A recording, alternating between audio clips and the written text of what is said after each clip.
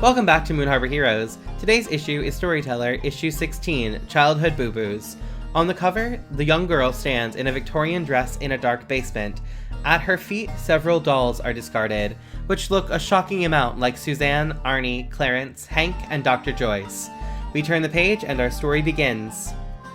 Our issue opens on the storyteller sitting on his porch. Around him, several jack-o'-lanterns smile, friendly big smiles. A group of children approach and shout trick or treat, and he hands them candy. They leave and he looks up at the reader, saying, Halloween is here once more, as our children travel door to door, much as our fair group will soon, under the light of the hallowed moon. They'll leave this earth and soon depart, their ends are not for the faint of heart. Will they win? Of course not, they'll lose. In this issue, Childhood Boo-Boos. A child runs up to the storyteller and shouts another trick or treat. As they turn, we see that they're wearing a clapboard kind of costume with the image of our cover on it. We turn the page and our story begins. Okay, so we are now in Act 2. We are looking for when half of the characters rounded up, so for us it is 3 are wrapped, or all of the characters are at 3 life or less. Act 2 is going to go quickly. Yeah. All right, I'm the director for this one, so I'm going to roll a thing. Roll that thing. Are you directing for your husband? All right, so Arnie, you can only invite a maximum of 2 other characters into this scene. I think it would be fun to have a Hank Arnie interaction, and Clarence is out of the story, so I guess it's got to be Dr. Joyce. Okay. Since our, confrontation, I've just been missing. And though I am busy taking care of my son, Jimmy 1, I took him back to the minivan. I'm going to leave him in there. Good thing the minivan's bite-proof. So Arnie, where are you heading off? You're heading off somewhere away from the rest of the group. I think that Ani's going to be heading out looking for that little girl who bit my wife. Arnie's going to punch a child. Hey, maybe not punch. Just give a stern talking to about why biting is not the optimal way to deal with your problems. That'll hurt your jaw. You want to give it a palm strike. I feel like Dr. Joyce would be going with him to find this child, since if this child has infected Suzanne's hand, and also if this child is one of the kids was introducing, she needs to check up, make sure they're okay. Also, how is this so infectious? Make sure they've got their rabies shot. I think Hank is going with because he's the last one who saw the little girl.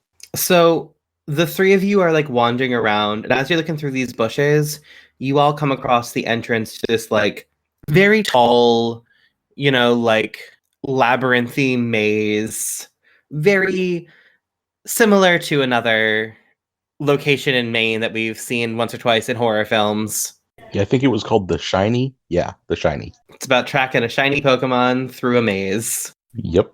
Ani has the MacLeod flashlight out. He's holding it, looking around. Hey, little girl, where you hiding? We know you bit somebody. That's not okay. And I am here to make sure that you are okay. Gotta, I guess, do a roll call. I thought we had all of the children in one area. Yeah, kids are slippery. They'll slide all over the place if you ain't watching them like a hawk. Learned that with Jimmy 6. So are y'all heading into the labyrinth there? Yep. Great. The one thing you notice as you go into the labyrinth is that it is immediately very, very dark. It's already pretty dark outside, even though there's a moon, but as you step into the labyrinth, all of that light is blocked by this wall of shrubbery. Oh, I think Dr. Joyce pulls out one of those tiny pin lights that you can use for looking at somebody's eye. It does nothing to help, but Out of character question, have we established a name for the person putting on the party, the person who I work for? I thought we just said mysterious benefactor. Would anyone mind if I came up with a name for them? Nope, you can name them. I always told Mr. Body that he needs to not have these hedges arch, because if anybody ran out here in the dark, there's even if full moon out here and it's dark out here, he really needs to get a clue. Well, I guess in 2 weeks it's not your problem anymore, right? That's true. That's true. Any liability after 2 weeks from now is no longer my responsibility. And she definitely ran into this maze. Hello? You there? I mean, Hank's the one who saw her last. She went this way, right? Yeah, she went this way with, like, it's a maze. I didn't run in here before, you know? Well, luckily, this maze only has 4 entrances and exits, so there's no way she could have found a way to one of the other ones. I think at this point I grab a bag of tobacco out of my pocket and start preparing a pipe. Hello, little girl with the bitey teeth. Hank, as you light your lighter, the light from that flame illuminates a darkened corner, and you see the little girl standing there. And after a moment, she lunges at the group of you.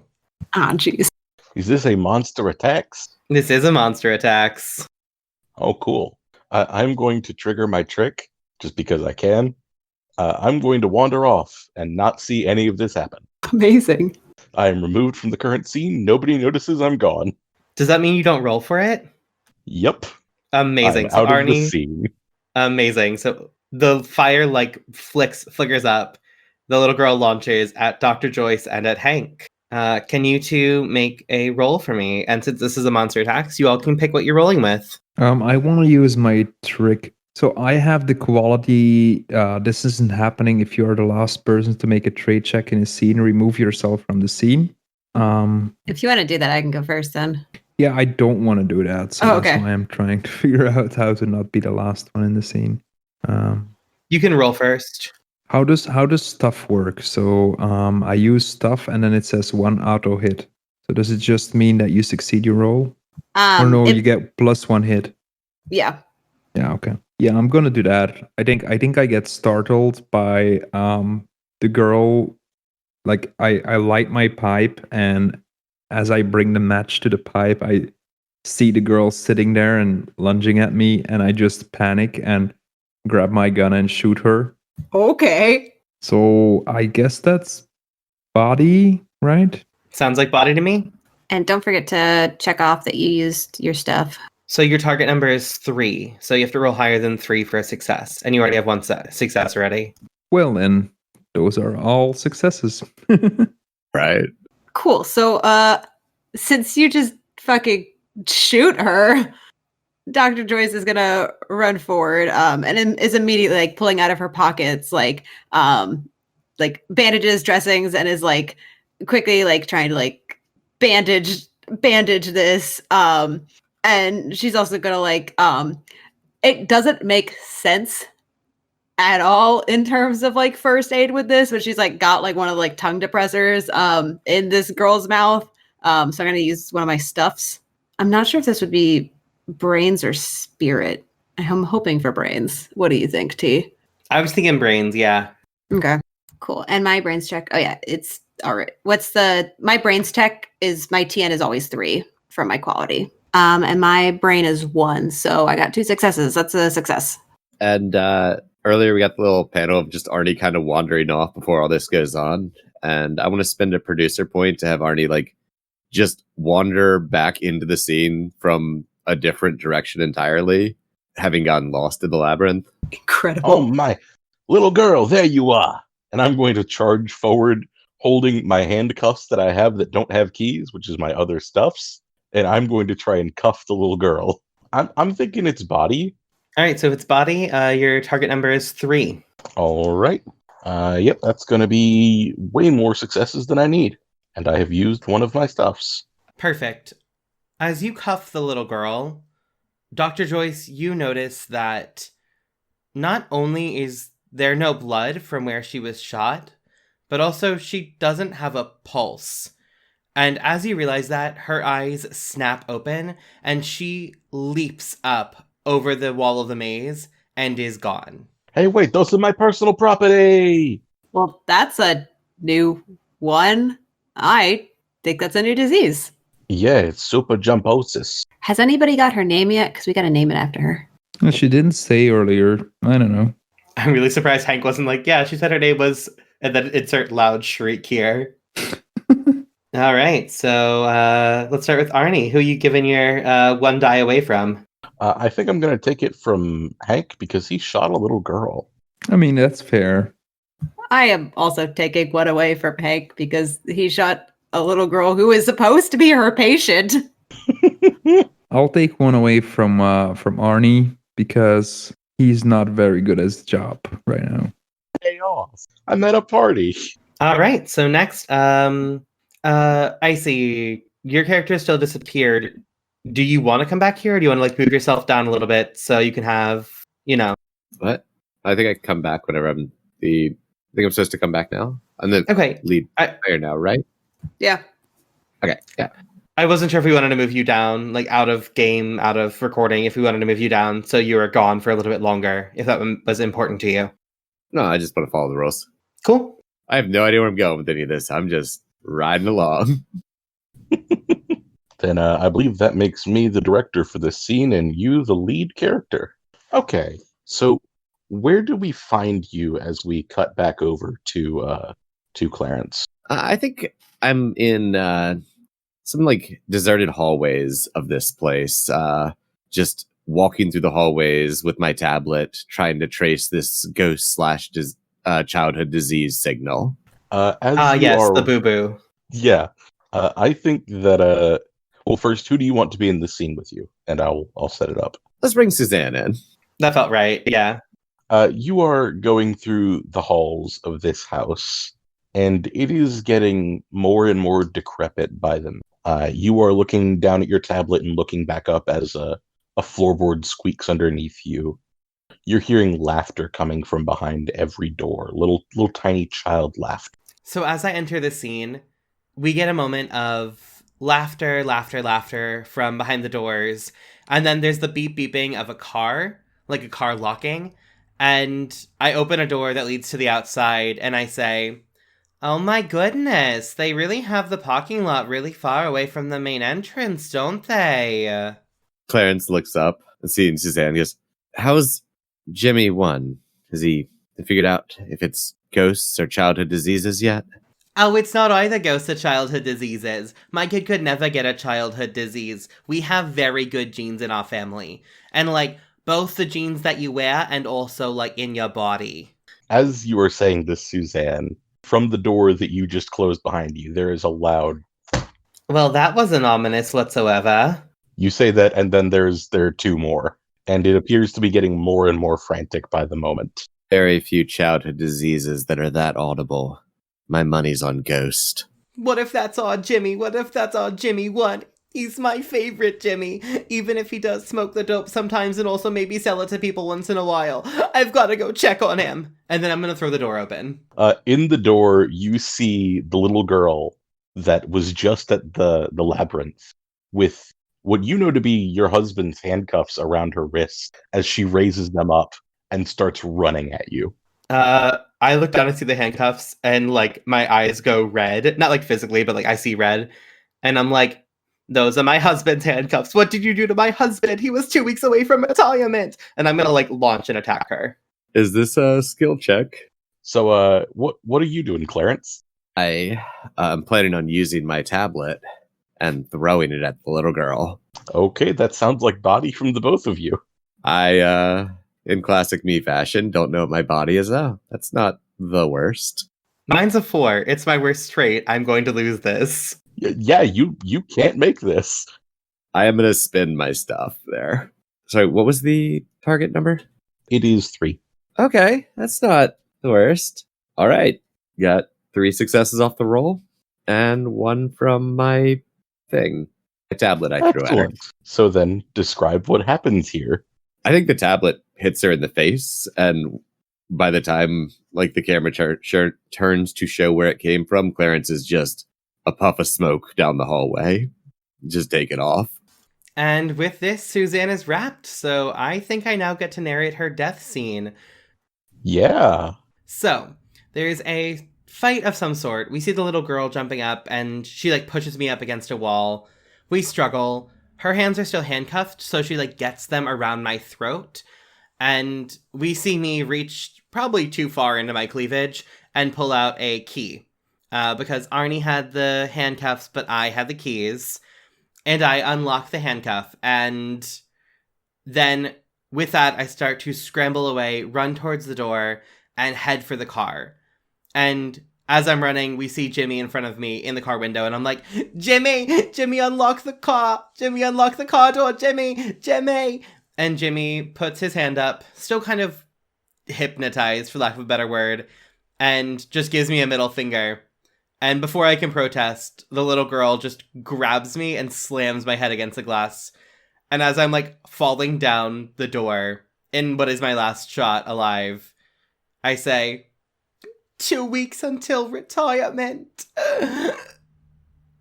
And then I'm dead.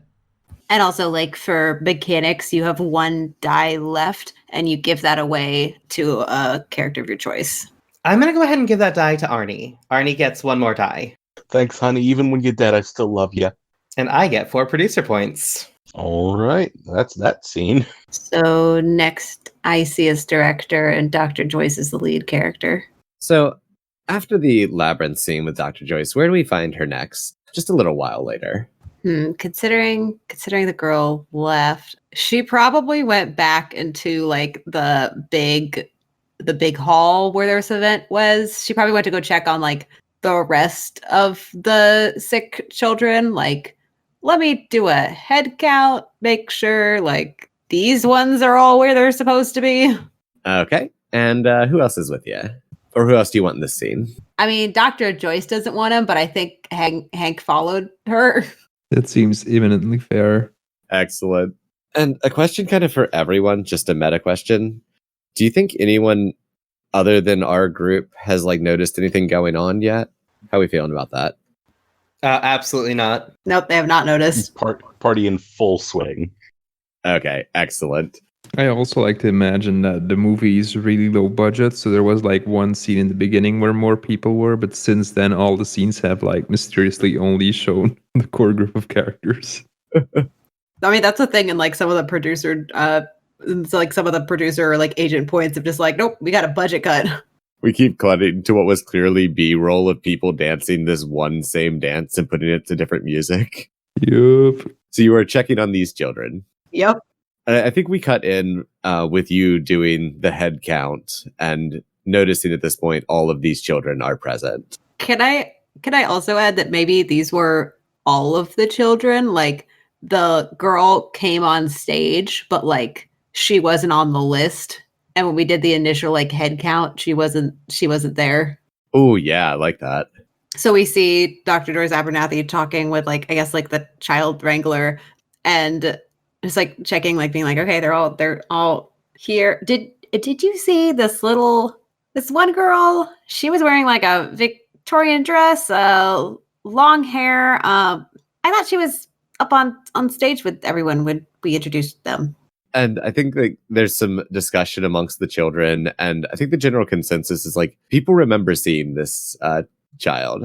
I'm not sure how we want to have Hank enter, but whenever we want that.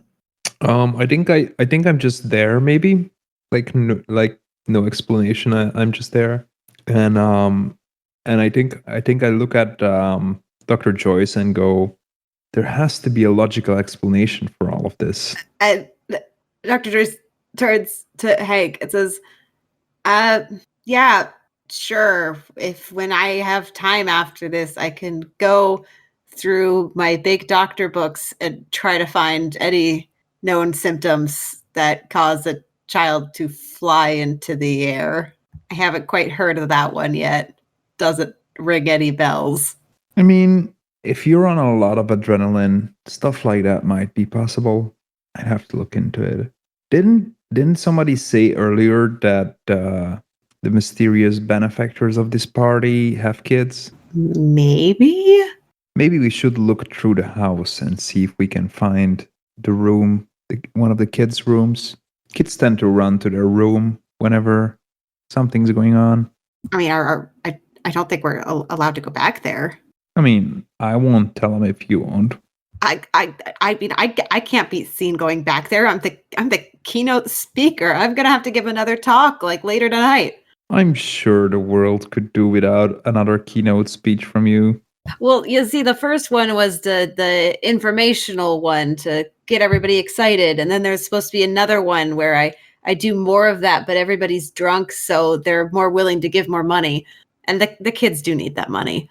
I do wish I was drunk right now. So do I. So what do you make of this couple, Suzanne and Arnie? They're very odd. I'd be really happy if I never ran into them again at this party. And I think with that, I'm gonna activate the director move for this. You can force one character to enter this scene, and I think we pan the camera to see Artie standing in the crowd fairly close by. I think I'm looking for Suzanne. I mean, I like Arnie. It's just she's the worst. Yeah, she was kind of homophobic and like a little bit sexist. And I think with that, one of the kids tugs on the sleeve of your doctor's coat and says, "Dr. Joyce, is that the girl?" And points at the girl standing behind Arnie, about ready to grab and strangle him. And I think, so we then do just monster trait checks. That's how that works here. Yeah, instead of doing the scene trait check, if you turn it into a monster attack, then the checks get treated as like a monster attack. Okay, cool. I get startled and shoot a girl. Oh my god! Well, wait. Dr. Joyce goes first. Yup. Go ahead. So, Dr. Joyce, what you do? I think I shout out, "Arnie, run!" And then I think try to like run. No, I'm running away. I'm done with this. I'm trying to get back up on stage. Like I am like, cool. Okay, I need to go make my speech right now and tell people to get the hell out of here. Do you want to call that a mouth? Yeah. Actually, I'm gonna use I'm gonna use my trick. Other characters don't make a trait check for the scene. I make a trait check with 2 extra dice. If I succeed, everyone succeeds, and if I fail, everyone fails. Oh, wow. Okay. Alrighty then. Cool. And I'm gonna need those 2 extra dice because my mouth is 4. What's the target number? 4. Cool. I'm also gonna use my last stuff. So I will get an automatic hit. I have an idea, but I'll narrate it once I roll. Okay. Okay, so it's 3 successes plus the 1 for my stuff. That's 4, and my mouth is 4, so I just make it. Cool. So yeah, we see Dr. Abernathy rush towards his podium on the stage, and like as she's talking, she's like scribbling something down like on her prescription pad as she's talking, and she's just like, "Hi, I am sorry, but we're going to have to end this event early. And if everybody could find the nearest exit and leave." And she holds up her prescription pad, which just says "run away," but it's like in like the doctor's handwriting. You just can't fucking read. There are 5 pharmacists who scream. She's like, "Yes, everybody needs to leave. One of these children is contagious." And I think, like, yeah, we get the place cleared out, and just, I guess, the 3 of you as we end up the scene. Yeah, I guess so. So I think that counts as everyone succeeding. So starting with the good doctor. I mean, I did just say I never wanted to see Artie again, so he can lose a die. Wow. Hank, you gonna do me dirty like that too? Actually, I'm gonna dirty the good doctor because she basically admitted that she's not here with the drunk comment. Wow. That she's phoning this one in. And I think that I'm going to take one from Hank because I like people being producers and just throwing wacky shit into scenes. Also, be real painful for Dr. Abernathy to be like, "I got a success for all of you, and you both took a die from me." Yeah. So, Hank, who are you giving your die to? Come again? I already gave one to Joyce Abernathy, right? You're down to 1, so you're Yeah. wrapped. Oh, is that how it works? Yeah, so you describe how your character dies, and then your last die you give to one of the living characters. Oh, okay.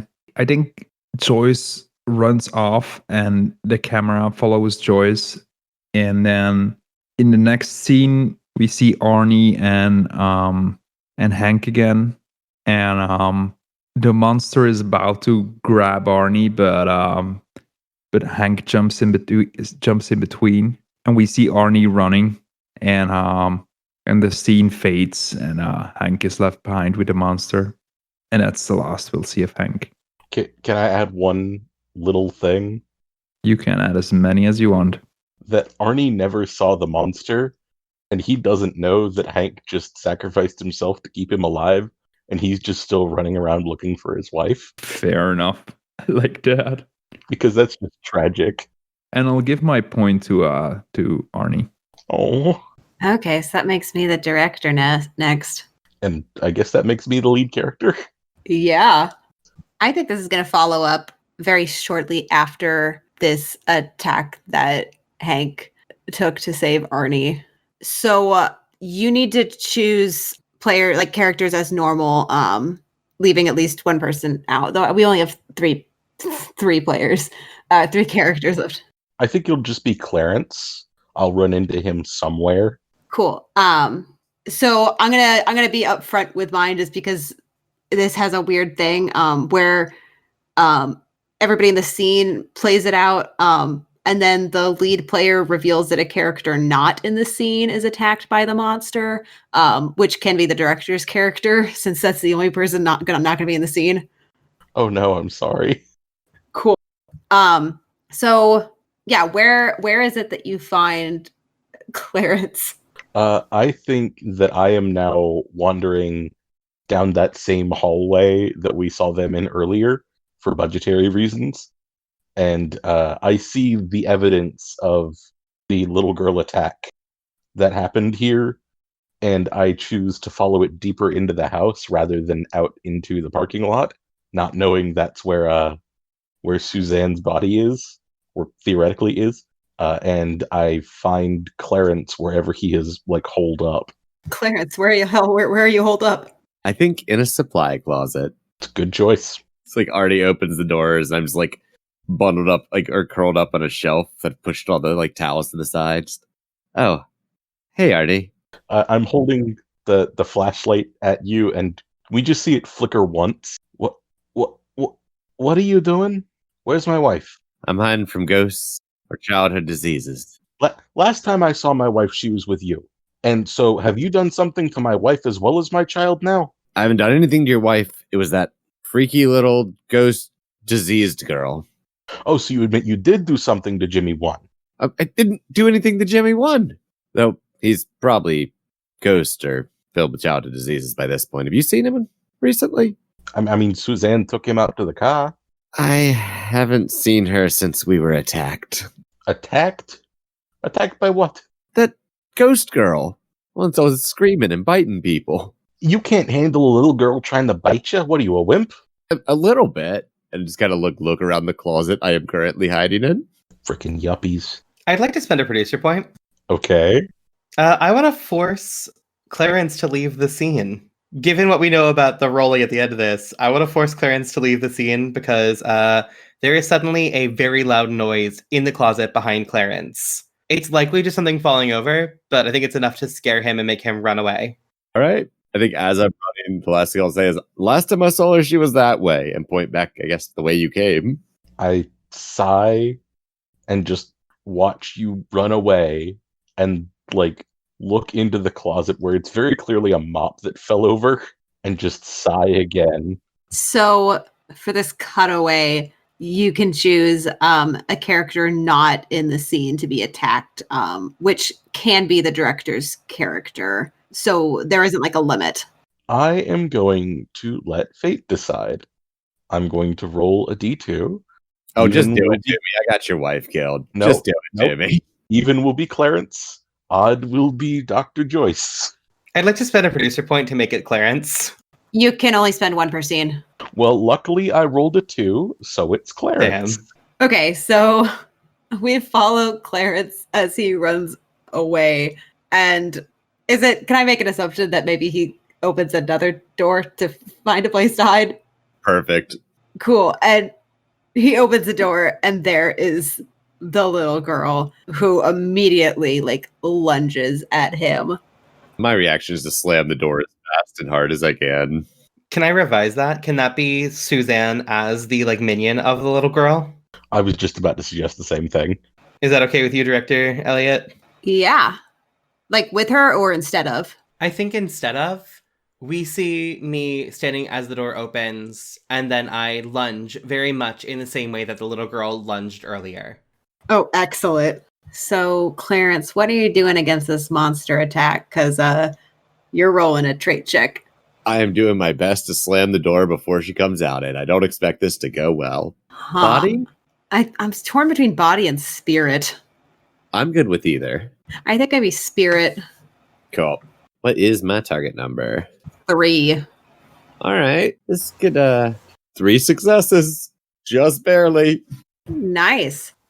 I mean, if one of the other dead people wanted to spend a point to make that a 5 instead of a 3 for a success, cough, cough, Gil. Hold on, why am I being manipulated here? I'm just saying, if we wanted to make it so Icy Clarence filled that role, then all you gotta do is just spend a producer point. Oh, I can make him fail. Right. I thought you were telling me to make him succeed. I was like, hell no.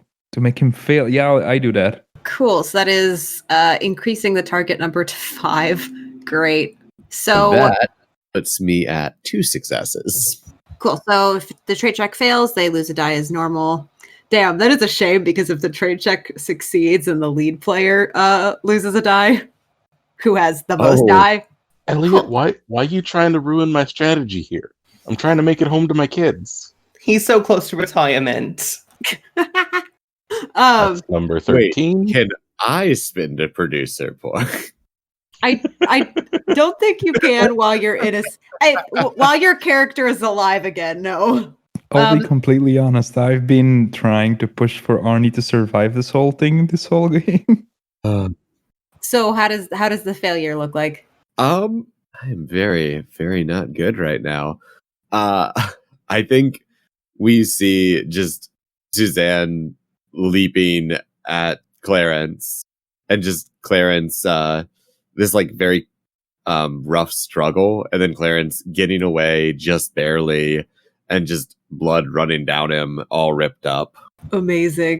So next we have Gil as director, Clarence as lead character. In what is very likely his last scene. I think through like running from the monster and at the same time like exploring the house, you've ended up in the only place left to go is stairs down into the basement. Oh yeah, nah, that makes perfect sense. Is there anyone you want to take in the scene with you? Dr. Joyce Abernathy, come into the basement. I'm sure it's fine down here. Oh boy. I'd bring Arnie, but I'm pretty sure he'll just punch me. I think you walk down the stairs and there's this hallway and there's doors on either side, and you can tell that these are kids' rooms. I think we get me like peeking through keyholes into each room, fully spooked, trying to find a place to hide or get away at this point because I'm not doing well.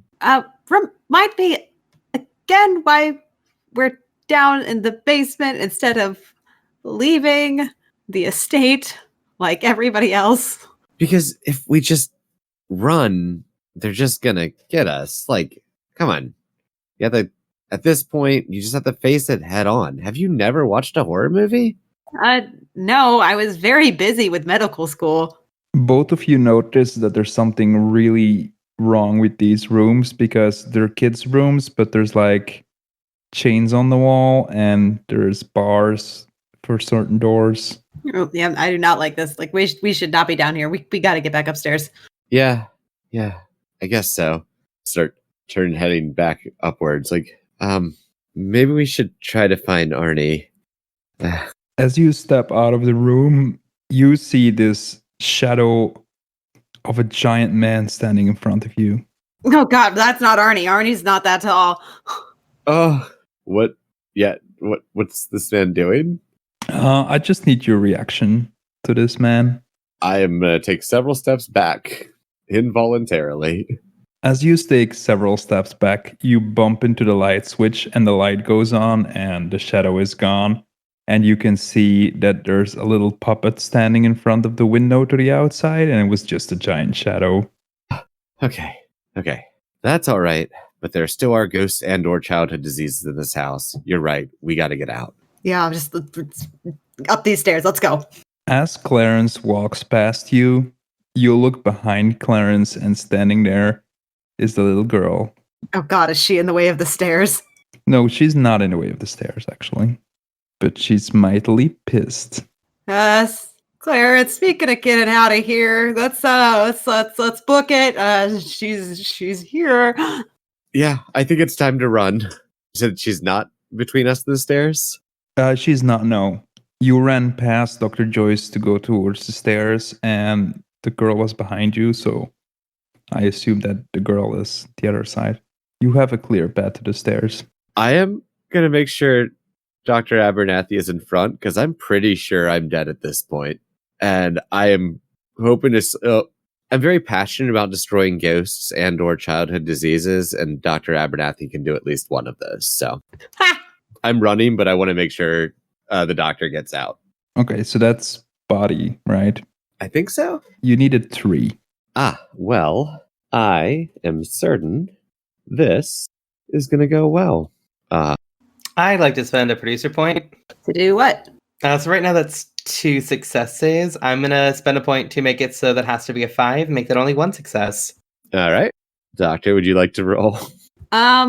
This might depend on how Clarence is wrapped, because I think if she sees that he's definitely not going to make it, she's probably going to run up the stairs and close and lock the door behind her. That works perfect. I think Clarence is probably going to make a big show of like kicking and trying to hold the monster back to give you time.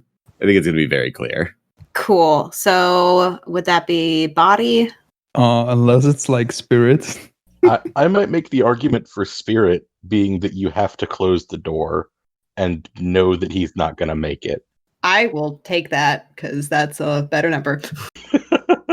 I'm glad I could help. What's my target number for spirit? 3. No. Yikes. That only one of those makes it. If it helps, I'm going to give you my die when I wrap, so you'll at least get a die back. Cool. Take that bit of my life force and eradicate all childhood diseases and or ghosts. So I guess maybe the failure is like she makes it up and closes the door, and like it's like broken, so like it doesn't even like click close. Like there's no lock. It's just like she closes it and it just like goes back open. And she just keeps running. Like nope, I can't. Ooh. And that's a scene, I think. Yeah. Which means we are officially in Act 3 now. Nice. Yeah, half of the characters rounded up are wrapped. It's just you and me, kid. Oof. So our next director is T, and then Dr. Joyce is the lead character. And Act 3 ends when all but one of the characters are wrapped, but it is possible for all of the remaining characters to be wrapped in the final scene. All right, to start our 3rd act, let's roll a dice. Precisely average. All right, so Dr. Abernathy, you just slammed the door shut, coming out of the stairs. Where are you heading next? Trying to get out of this building. Arnie's definitely going to be in this scene, but I'm not looking for him. I think Arnie is in the parking lot, having gone the direction that Clarence pointed him in. And if you're trying to get out of the building, that seems like a good place to set the scene. Sure. We follow Joyce, who makes it out to the parking lot just as Arnie makes it out as well. Arnie probably should have made it out earlier, but wibbly-wobbly, timey-wimey, whatever, it doesn't really matter. You two make it to the Montgomery Manatello minivan at exactly the same time. The window is shattered, there's blood everywhere, it's looking a little rough. Jimmy 1 is still inside, still kind of catatonic, and his middle finger is still sticking up at the window as you two arrive. Jimmy, what the hell happened here, Jimmy? And don't you throw that at me. I raised you better than that. I go, Arnie, you're here, you're alive. Yeah, why wouldn't I be? We're at a party. Do you know if anybody else is inside, or we gotta go? What? I haven't even had a glass of champagne yet. The parking lot is very empty. Like, it looks like cars are gone. I think somehow Dr. Joyce still has a glass of champagne that's like half full, and she just shoves it towards Arnie, like, here, drink up, but we gotta go. Oh, well, thank you very much. That is very kind of you, Dr. Abernathy. Cheers. Cool. Down it, and then like, can you get in like the driver's seat? Like, we gotta go. I've had more glasses of champagne than you. Suzanne had the keys. Okay, well, let's go find my car. I apologize, ma'am. We are both married people. I And don't. I don't think I'm your type. What? This is not about that. This is like, if we do not leave, we're going to die. I'm going to my car. If you would like to get out of here, you are welcome to join me. They're childhood diseases. What could they hurt? And I'm gonna wander off. Are you using your trait there? Yep. I had one more use of it. I'm wandering off. Oh my god. Then yeah, I guess Dr. Joyce is gonna go searching for her car, like fumbling with her keys, like, oh my god, I gotta get out of here. So at this point, there's a phone call from the producers, and they go, "Yeah, so we know that for the next scene you had planned to have a car, but we kind of ran out of budget, and the only thing we have is a bicycle. You'll have to rewrite the scene." Amazing. I love this.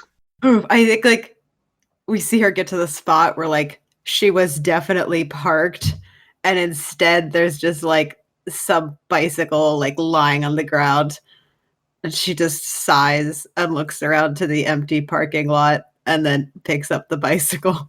The bicycle is definitely changed to one of those bike stands, and you have to unlock the bike lock with your car key. It's got to be one of those like nice car keys where you push a button and it flips out. So it's like, Oh yeah, like it's very obviously a car key, but somehow it fits in the lock. Also, I imagine that the character on screen like makes no reference to the fact that last scene she said, "I'm going to go and get my car," and then the next scene she's stepping on a bike. There's just no explanation.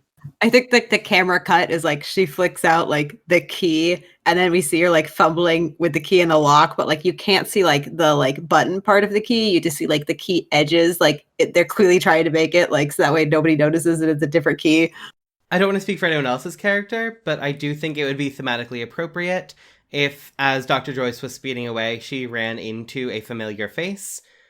I see my suggestion would be Clarence, but if you don't want that, then it could just be the little girl there. I'd prefer not to. I think even in death, I want to support the eradication of childhood diseases and/or ghosts. Could it possibly be Hank here to annoy her one last time? It could be Hank. Hank, is it you? I was thinking that it might be funny. Like maybe she pulls an Arnie and doesn't even realize that Hank is deceased. It's just like, I have to go now.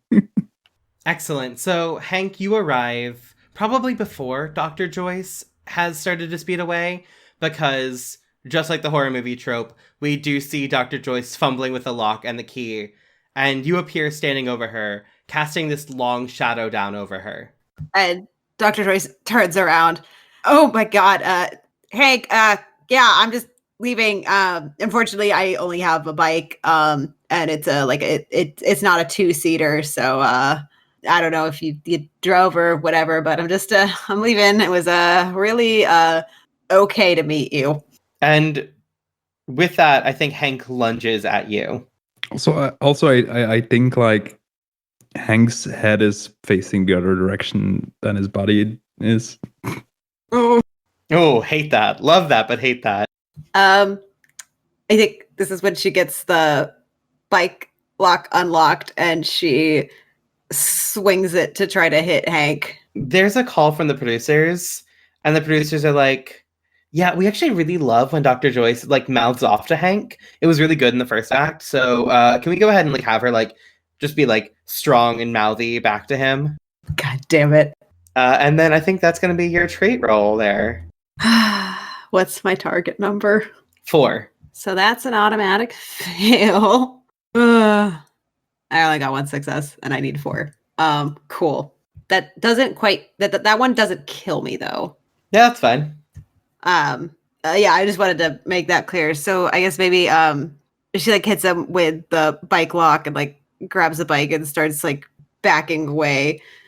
It's just like, actually, no, never mind. It was not okay to meet you. Oh my god, that was the worst email I have ever read. Like, I have gotten some bad reviews, but that was something else. My god, like, your email was blocked. I never want to read that again. I never want to see you again. Ugh.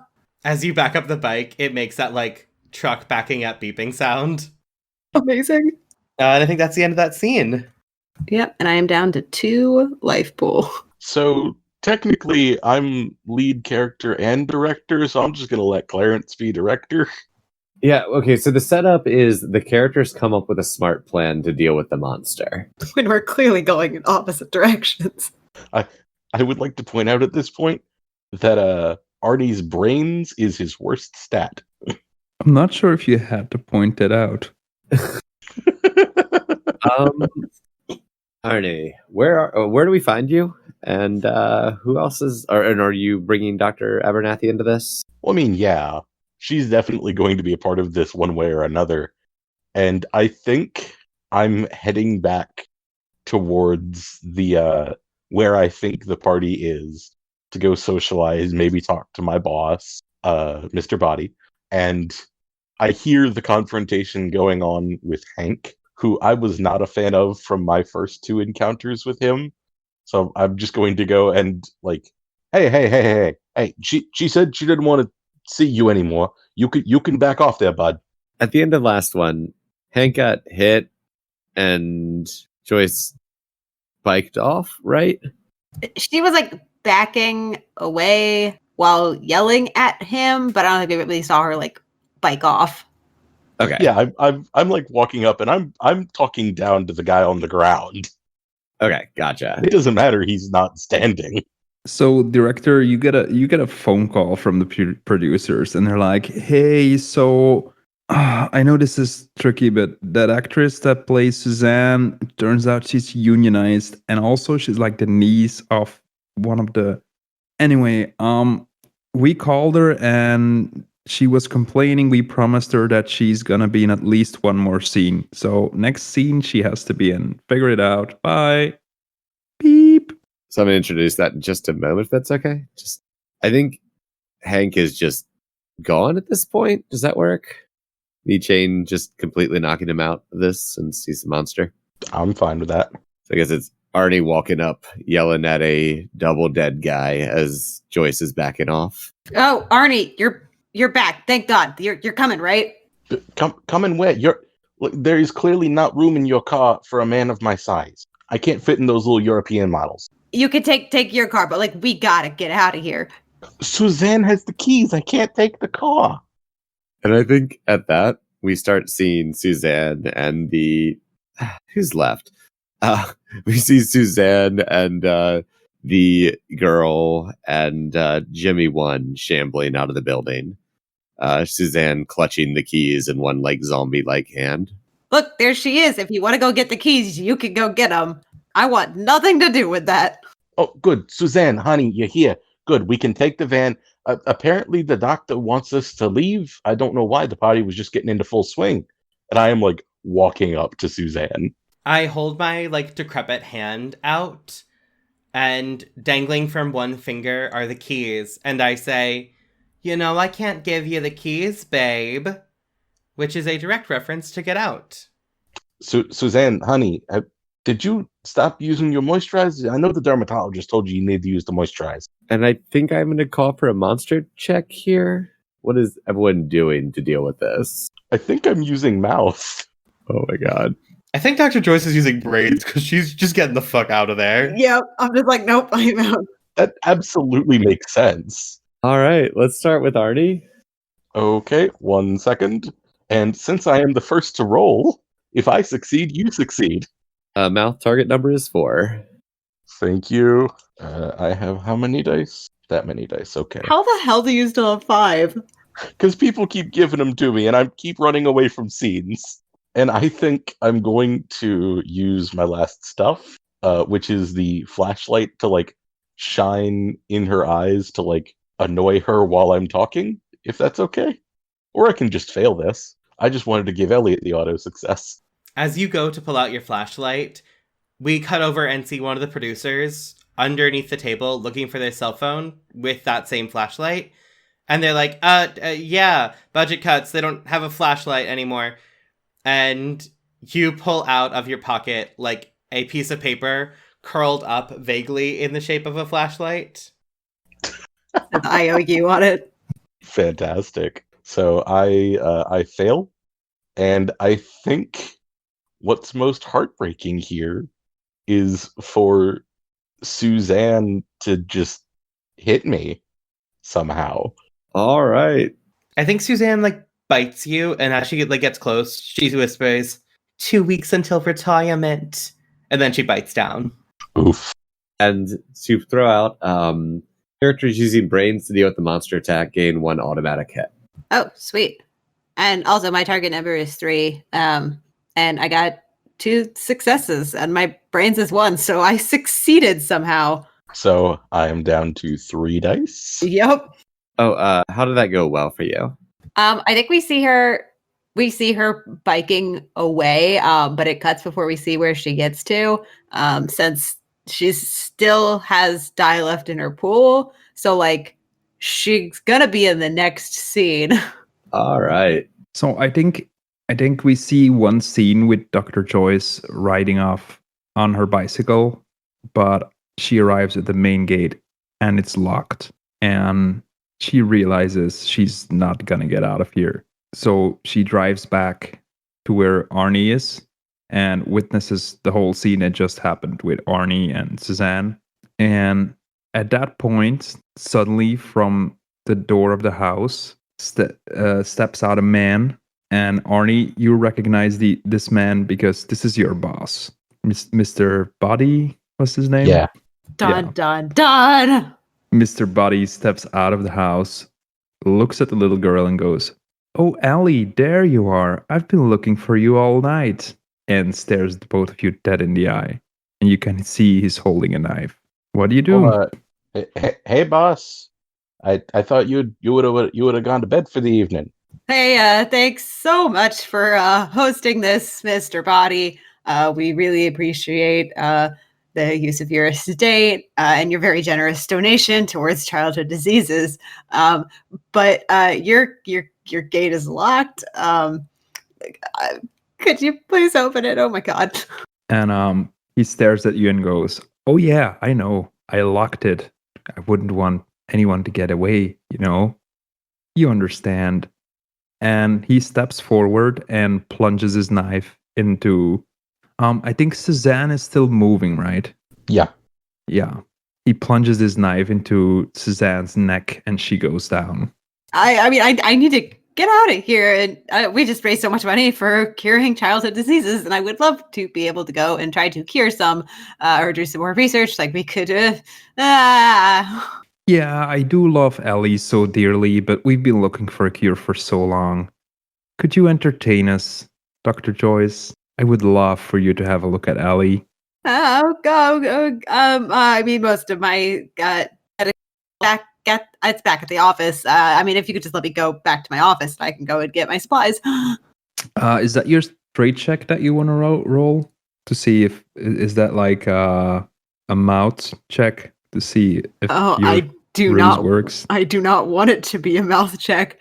I think Arnie has been standing in shock since the knife was pushed into Suzanne, and he is just going to boil over with fury and launch himself at Mr. Body. Are you going to get yourself fired 2 weeks from retirement? No, I'm going to kill my boss 2 weeks from retirement. Retire early. Yeah. So that sounds like a body check, right? Yeah. You need 3 successes. Can I choose to fail? I mean, technically, if you succeed, you can take away one of your own life pool, I guess. And then the rules say that I can't, but I would like to ignore the rules. I want Dr. Abernathy to make it out of this. You don't want him to retire? But I'm team retirement. Yes, but he just stabbed my wife. I mean, I am team. Let's see what the dice decide. Yeah. All right, it's just that body's my best stat. Okay, here we go. Although technically, Dr. Abernathy would roll before me because she's lead player. That is true. Fuck That's yeah. true. Which could just invalidate all of this. Yeah. Well, I've been trying to decide whether or not I want to do something to not make me have to roll with mouth, because then I would immediately fail and die. I think she might walk up, take a deep breath, take out her stethoscope, and try to examine Ellie. Oh my god, I love that so much. This is literally my only chance. That's a brains check then, right? Yep. which by quality, from my quality, my when I make a brains check, my target number is always 3. Nope, only one. Wait, I only need 1 because it's brains. Oh my god. Okay, Yeah. that's a success. Whew. Okay, good. So I'll go ahead and subtract a die from myself, and I will roll with body. I could force a character rewrite. You could. I'll give you an excuse. What do you do instead? Oh, that's tough. Yeah, I'm having trouble. Oh no. I know what it is. Oh, good, Mr. Body, you're here. There's one left. And I go up behind Dr. Abernathy. Oh my god. Ah. And I feel like this is spirit to see if I can force myself to actually go through with this. I'm good with Does that. anyone... Okay. What's my number for spirit? I'll spend my producer point. The number for spirit for a monster is 3. Okay. I hope that I fail. I'm sorry. Oof. Well, I guess why don't I narrate my success first? Yeah. Since yours is going to kill me. So, yeah, we see Dr. Joyce Abernathy doing this checkup, like as removed as she can be from this child. And then she says, "Your name's Ellie. Is Body? Is that it? How do you spell that?" I think she goes BADI. And Dr. Abernathy gets out like a pad of paper and writes down body disease symptoms: flying in the air, ? Biting, screeching, killing everybody. And there's like teardrops going on this pad of paper. And then I think there's just a shadow that crosses the paper as we hear what Arnie said, and then we cut to credits. And that's a wrap, everyone. Thank you so much for filming this Halloween movie with us. Let's not do it again anytime soon. The last player alive gets to name the movie. Oh god, I forgot about that. I have not been thinking about that at all. I see. Remind me, what was the name of your app? Was it It was childhood? something boo boo. Children boo boo or childhood boo boo? I think it's Childhood Boo Boos. Yeah, that was it. Okay. I think that's a fine title. Yeah, I think you're right. We turn the page and see the same stoop. It is much darker now, barely light enough to see the storyteller.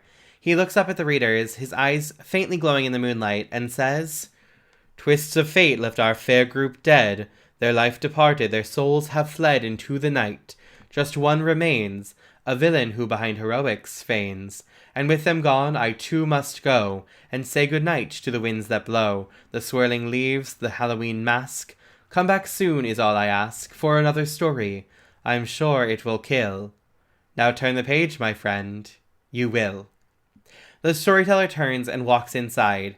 As he opens the door, the light from it illuminates the jack-o'-lanterns, which now look much like Suzanne, Dr. Joyce, Clarence, and Hank, faces contorted into grimaces of pain. He closes the door, and it goes dark. And with that, our issue comes to an end.